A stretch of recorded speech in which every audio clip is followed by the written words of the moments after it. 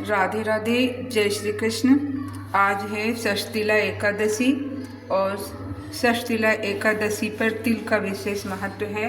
वैसे तो सभी एकादशियां बहुत ही महत्वपूर्ण होती हैं। सबसे बड़ा व्रत ही एकादशी के व्रत को कहा जाता है। तो षष्ठीला एकादशी की विशेषता यह है कि इस दिन तिल का विशेष इस्तेमाल किया जाता है। जैसे तिल पानी में डालकर तिल का स्नान किया जाता है, तिल का ही उपटन और तिल का हवन, तिल का तर्पण और तिल का भोजन में यूज करना तथा तिलों का ही दान किया जाता है। तो आप इस बात का ध्यान रखें कि षष्ठीला एकादशी पे भगवान की पूजा में तिल का ही भोग लगाएं और तिल का ही ज़्यादा से ज़्यादा इस्तेमाल करें। षष्ठीला एकादशी की व्रत कथा आप सुनिएगा, क्योंकि अगर आप व्रत नहीं कर सकते हैं तो कथा सुनने से भी व्रत करने जितना पुण्य प्राप्त हो जाता है। एक समय दालभ्य ऋषि ने पुलस्त ऋषि से पूछा कि हे महाराज, पृथ्वी लोक में मनुष्य ब्रह्म हत्या आदि महान पाप करते हैं, पराये धन की चोरी तथा दूसरे की उन्नति देखकर ईर्ष्या करते हैं, साथ ही अनेक प्रकार के व्यसनों में फंसे रहते हैं, फिर भी उनको नरक प्राप्त नहीं होता। इसका क्या कारण है? वे ना जाने कौन सा दान पुण्य करते हैं जिससे उनके पाप नष्ट हो जाते हैं। यह सब कृपा पूर्वक आप कहिए। पुलस्त मुनि कहने लगे कि हे महाभाग, आपने मुझसे अत्यंत गंभीर प्रश्न पूछा है। इससे संसार के जीवों का अत्यंत भला होगा।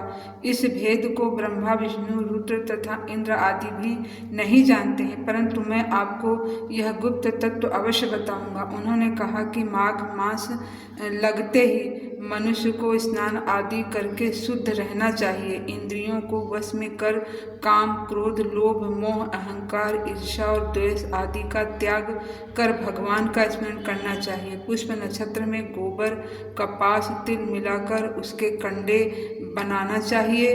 उन कंडों से 108 बार हवन करना चाहिए। उस दिन मूल नक्षत्र हो और एकादशी तिथि हो तो अच्छे पुण्य देने वाले नियमों को ग्रहण करें। स्नान आदि नित्य क्रिया से निवृत्त होकर सब देवताओं के देव श्री भगवान का पूजन करें और एकादशी व्रत धारण करें। रात्रि को जागरण करना चाहिए। इसके दूसरे दिन धूप, दीप, नैवेद्य आदि से भगवान का पूजन करके खिचड़ी का भोग लगाएं।